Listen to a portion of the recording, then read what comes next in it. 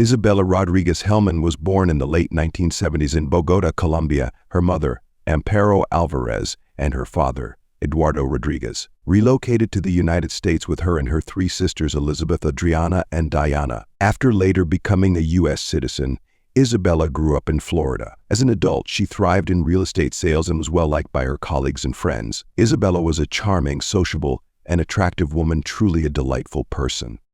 However, her romantic life was less than favorable. Following a decade-long marriage that ended in divorce, Isabella chose to retain her ex-husband Bill Hellmann's surname. The separation was not easy, and she needed time to heal. It was not until approximately 4 years of singlehood that she met a man named Lewis Richard Bennett, who hailed from Great Britain. Lewis had graduated from the University of Bangor as a mining engineer and had spent several years living in Queensland, Australia, where he established himself as a successful businessman. He was also an experienced yachtsman who relished spending his leisure time sailing. Things between him and Isabella were going splendidly, and they soon became sweethearts. In 2016, when they discovered they were expecting a child, they purchased an apartment together. Later that year, at the end of the year, Amelia was born, bringing immense joy not only to the happy couple, but also to her grandparents and maternal aunts. Isabella was so enchanted by her new role as a mother that she decided to put her career on hold to devote herself entirely to the baby. In early 2011, Isabella and Lewis tied the knot, and according to their friends and acquaintances, they appeared extremely happy together. Naturally, raising Amelia postponed their honeymoon, an adventure Isabella had eagerly anticipated. When they finally began planning their getaway, Lewis suggested a trip on his catamaran. Although Isabella had no boating experience, she felt excited about going with him, an expert sailor. In the early spring of that year, the couple packed their bags, left their daughter with Isabella's family, and set off on a dream voyage aboard a 12-meter catamaran. They sailed towards destinations including the island of St. Martin, Puerto Rico, and finally Cuba. A few days later, Isabella, an enthusiastic social media user, posted a photo of herself on her back, beer in hand, gazing at a pier on the island of Culebra in Puerto Rico. The image was accompanied by a caption describing it as a paradise. However, it would be the last public update on her page. The idyllic trip was nearing its end.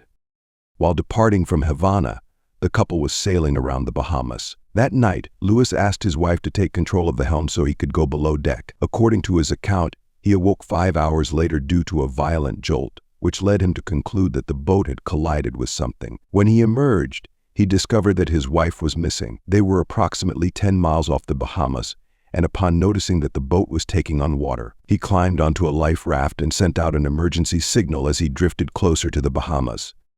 A few hours later, near dawn, he was rescued by the U.S. Coast Guard. He was safe but carrying a heavy bag that was not searched immediately. He promptly explained to the rescuers what he claimed had transpired regarding his wife. As he was airlifted by helicopter to the Florida Keys, the authorities commenced their search for Isabella.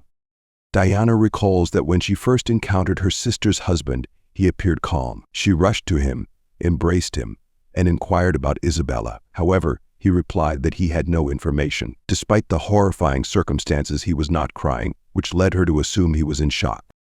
Meanwhile, in his life raft, rescuers discovered several silver coins. Upon searching the stricken catamaran, officers found 9 plastic tubes wrapped in clear tape containing 235 gold and silver coins valued at approximately $4,200. Although investigators found no evidence of holes through which water could have entered, they did note deep scratches on both ends of the boat, consistent with the circumstances surrounding Isabella's disappearance.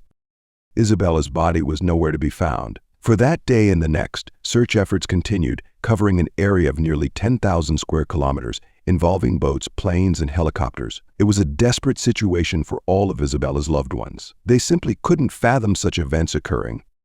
On the 4th day, with no progress made, the Coast Guard canceled their operation and announced that the FBI would join in a joint effort. Just 24 hours later, Lewis requested that the Coast Guard declare his wife dead, a decision that would have granted him possession of the apartment and other belongings that solely belonged to her. However, the agency informed him that they were not authorized to make such a declaration. Only a judge could decide.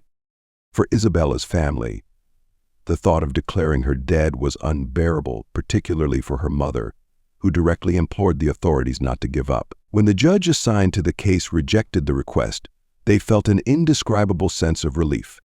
Determined not to remain passive while waiting for a solution from the authorities, Isabella's relatives created a social media page urging anyone with information to come forward. In their quest to understand what had happened and to shed light on Isabella's life and relationships, a local media outlet interviewed a colleague of hers. He remarked that they used to go for coffee together, noting that Isabella clearly loved her husband and that he, too, loved her.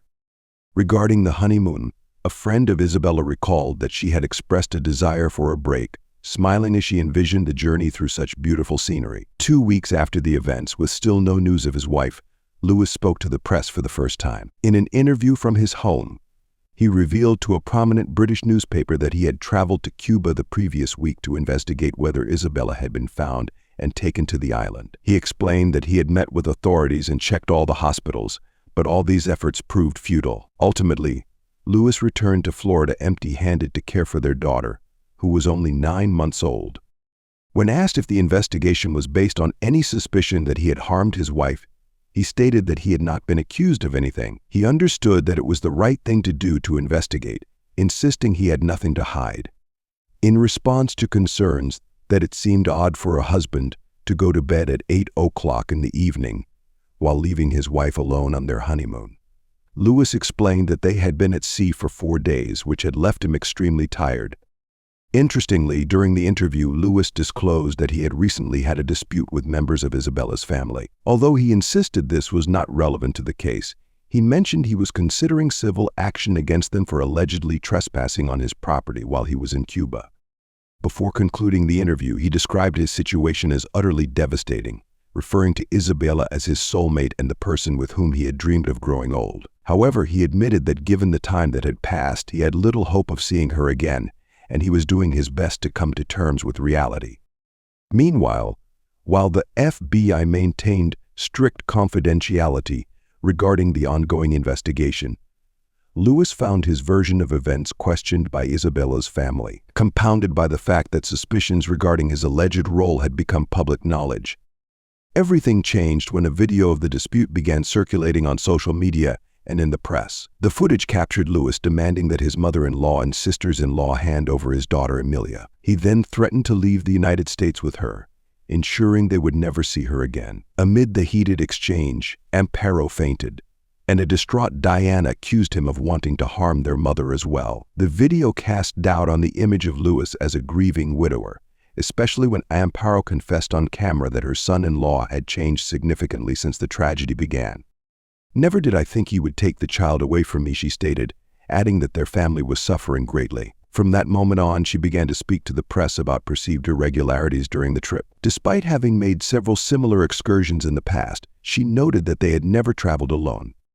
Diana brought up a particularly emotional detail concerning Isabella's cell phone, which had been damaged about 4 days into their journey. Although she was unsure how or why it happened, she mentioned that all communication had since been conducted through her brother-in-law's iPad. While the couple reportedly had a satellite phone with them, it was supposedly not activated until Sunday, just hours before Isabella managed to call her and inform her they had left Cuba.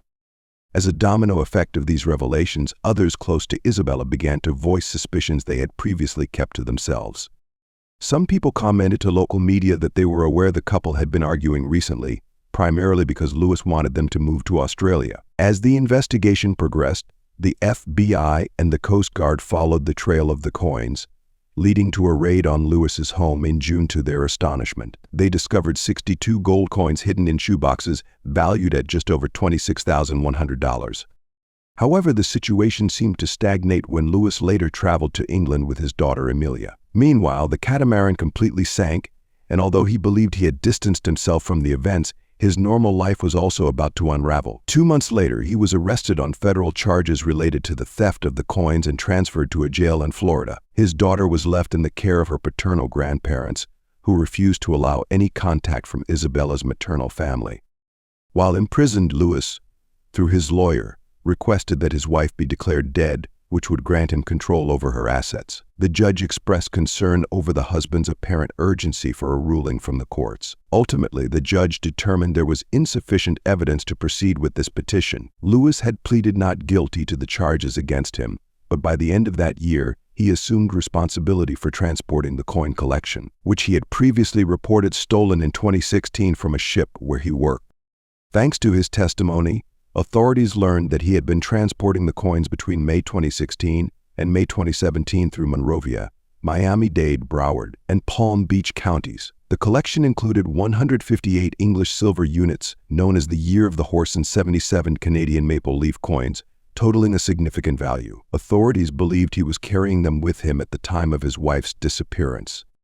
Isabella was carrying them with her when she disappeared. In the end, Lewis received a 7-month prison sentence for this crime, but everything seemed to indicate that, beyond the theft, he was innocent of what happened to Isabella. However, the investigations into the case continued without pause, and in the days and weeks that followed, authorities uncovered alarming evidence.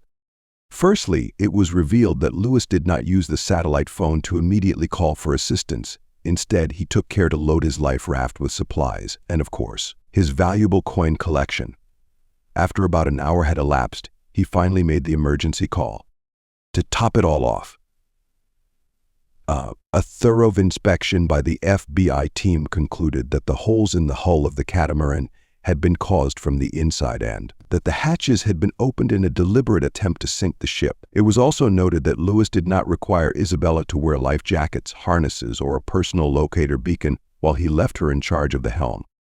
The scenario became even more complicated when authorities began checking Isabella's text messages. They found that she felt disrespected by her husband. In those exchanges, she mentioned being afraid to return home due to his increasingly frequent episodes of anger. She repeatedly reproached him for his constant yelling and cursing, and months before her disappearance, she wrote to him that if he no longer loved her, it would be preferable to put a definitive distance between them, as it was unbearable to continue enduring his mistreatment. Finally, it was revealed that shortly after Amelia's birth, Lewis had to leave the United States on more than one occasion due to visa issues, leaving the young mother without any support. With such a body of evidence, in 2018 he was charged with second-degree murder, confirming the worst suspicions of Isabella's loved ones. The sentencing hearing was scheduled for February of the following year, where it was estimated he could receive a sentence of up to 10 years in prison. However, a few weeks later, the defendant reached a plea deal with prosecutors to plead guilty to involuntary manslaughter in exchange for dropping the more serious charges. The prosecution's report stated that there was no malice in the crime. Meanwhile, although Isabella's body was never found, she was officially declared dead by a Florida state judge, allowing her daughter to inherit her estate.